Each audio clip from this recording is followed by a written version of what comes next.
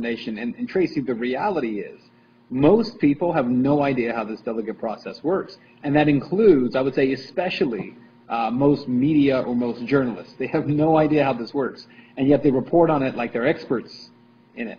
And granted, it's complicated, but you do the people a disservice when you don't understand the system yourself, and so you bypass the important elements of it. What we're seeing is, obviously, you have all these state contests that are taking place right now. And the earliest states, back in February and March, where they held their straw polls, and the media, of course, thought that was the end of it, are now having their state contests, and now we're finding out who the delegates really are and what the delegate count really looks like. And it's very different, as you know, than what's being reported. Yeah, it is. It's a lot different. I went through something at the beginning of the show with the actual numbers, and in some places he's actually got 83 and 73% of the delegate count. And we see now the establishment starting to get kind of scared. What can you say about that?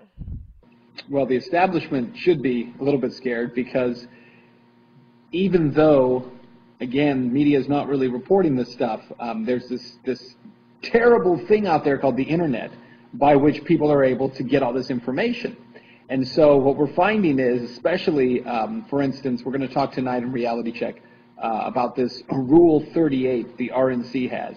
And it's a very important rule, and it states that no state or congressional district can bind its delegates to vote as a unit, meaning they cannot have the bound delegates that are headed to Tampa will not be bound. And if that's the case, look, I'm sure you ran down these numbers, but in the congressional districts in Massachusetts this past weekend, Paul takes 16 of 19 congressional delegates.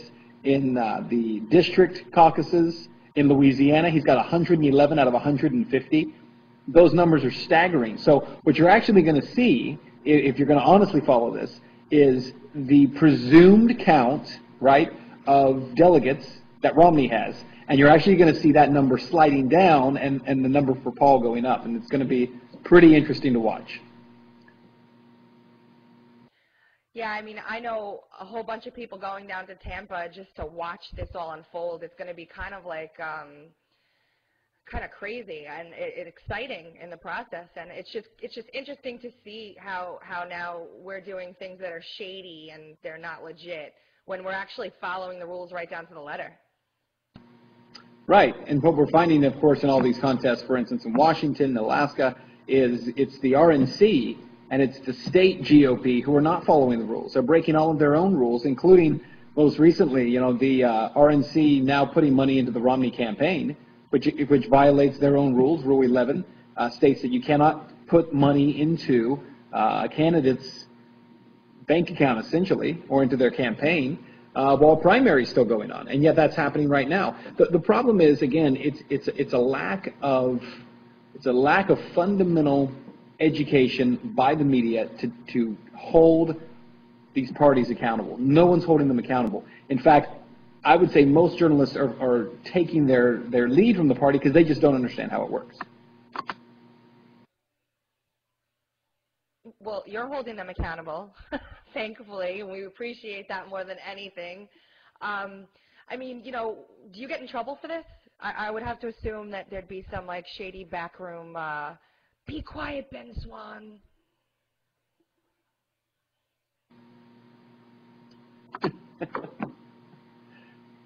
No, I mean, we're owned by Raycom Media and not Fox. And so, for the most part, they've kind of given me leadway to do what I'm doing. I will say this: I think one of the things that is most important, at least in the process right now, is the support that I've gotten from people across the country and really around the world. I mean, we have people who are watching Reality Check from Finland and Sweden and Australia, all over the place. And so, the support that I get from those people really protects me, at least at this point. And so, you know, it's kind of an interesting deal. I will say this, though. I think what we're about to see is a total, you thought the media blackout was bad before, it's almost a reversal now where media is going to be trying to catch up with what's going on. If they think it's actually going to head to a brokered convention, all of a sudden most Americans are going to be like, what's going on here? Because we thought this was over, and now, you know, what's happening now? Yeah, I find that very interesting. People are actually going to have to be educated on the revolution.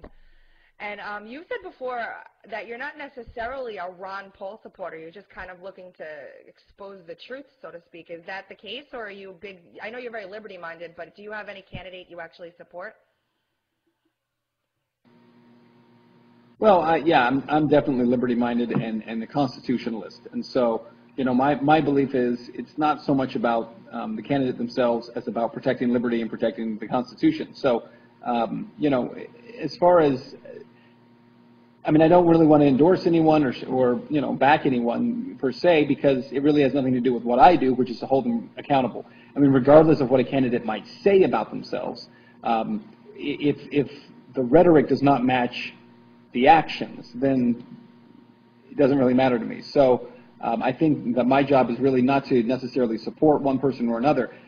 I do think that it's incredibly frustrating when you're the only one, and you guys know how this is, but when you're the only one saying this stuff, and yet you have people saying, well, what are you doing? I mean, this thing's over, and why are you still covering this? And a lot of people, I think, are beginning to believe that I am just kind of pushing something here to try to keep Paul's name out there, and that's not the case. They just don't see it because their eyes are closed.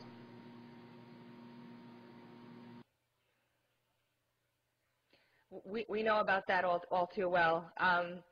Do you remember by any chance when your support started to rise exponentially? Because I think I do. I'm just wondering if it's around the same time period.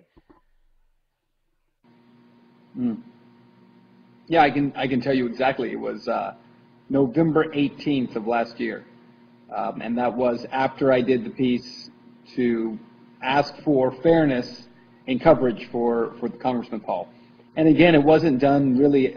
I didn't even think there was anybody out there listening to it because I had no idea there were so many folks out there who were, really supporting him. Because again, there's so much blackout, and so the only thing I had noticed was again that he had gotten 89 seconds in that CBS debate and thought it was nonsense. And not because I necessarily supported what he had to say, but how do you take a guy who's polling at the time, I think he was polling third or fourth, and you give him 89 seconds, and then you've got John Huntsman and Rick Santorum, who at the time were polling dead last.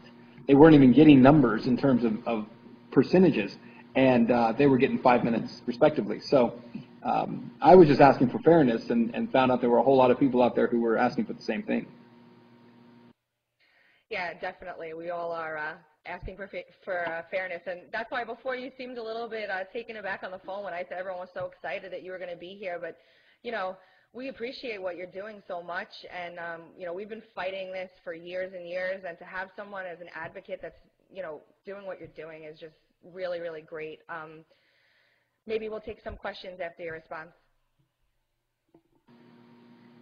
Yeah, to be honest with you, I'm really humbled by the whole thing because I don't think that I'm anything other than just a young guy who's trying to do his job and do it well.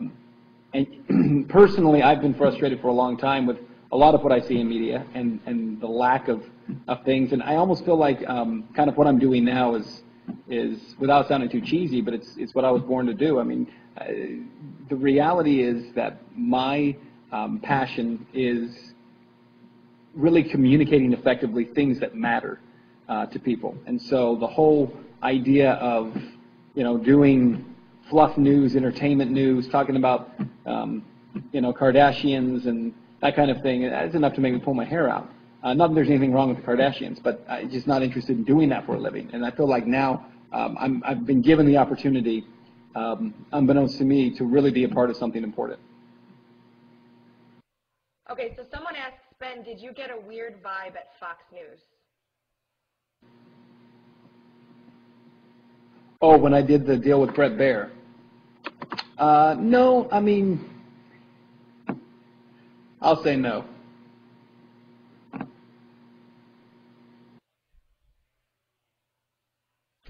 Okay, short answer, no.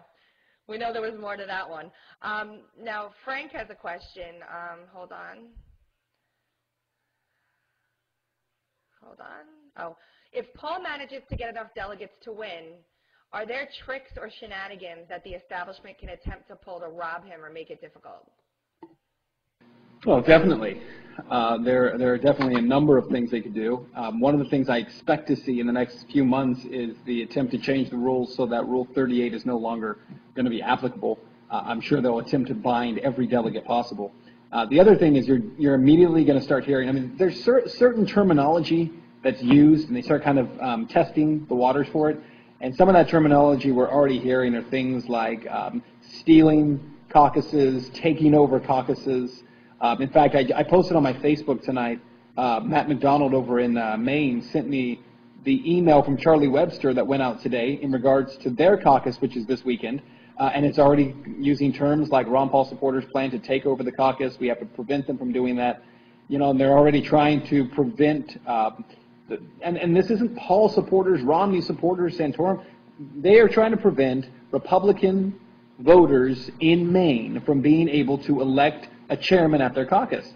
And that's not a Paul issue or a Romney issue. That's just an issue of voters' rights. And apparently in the Republican. You actually did a really great couple of pieces on how they made the parking lot I don't know, delegate selection process or nominating process, and they actually arrested someone, and I was so happy to see you take so much time on that. And any other thoughts maybe on that? Well, the follow-up to it, if you hadn't seen it, is that the guy who was arrested it was in St. Charles, Missouri, and Brent Stafford is his name. Brent was actually arrested at the caucus because the GOP was breaking the rules. They went outside. They attempted to hold the caucus peacefully. They weren't trashing the place. They weren't destroying things. They were peacefully attempting to hold a caucus.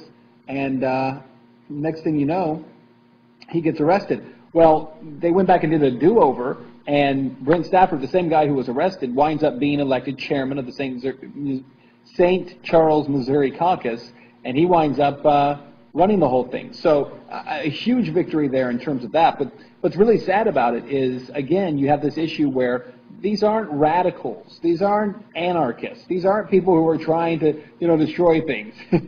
These are people who simply just want to be able to vote.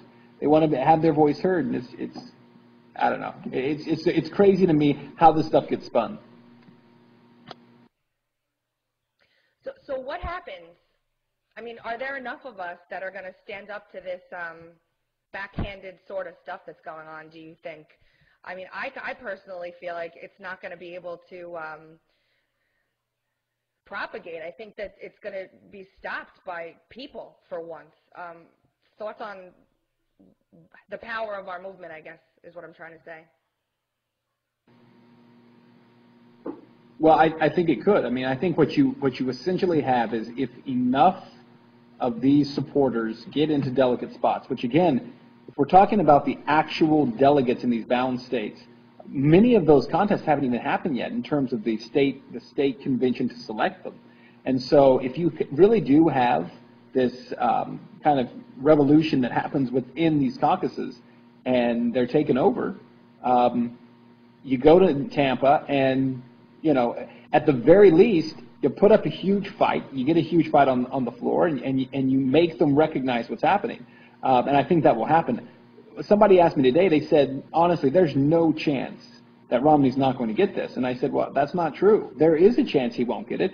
If Ron Paul gets more delegates who go to Tampa than Mitt Romney, Paul wins. It's that simple. And to assume that it's not going to be that way because of some straw poll contests that have happened around the country, I think, people are sadly mistaken. But again, the folks who are a part of this movement and who are really his supporters, they're the ones who are engaged. The folks who don't realize it's going to happen are the ones who are supporting everybody else and not paying attention.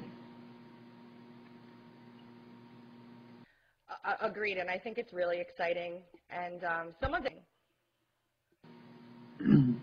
Yeah, not at this point. I'd like to. Certainly wish that I could. Maybe something here in Ohio. It's pretty difficult at this point to get away. But so far, I really haven't needed to because there are so many folks out there who are doing that with their cell phone cams, and they're getting that video. And I get so many emails every single day from people who are sending me video and sending me information. So, and again, feel very blessed to be in that position where so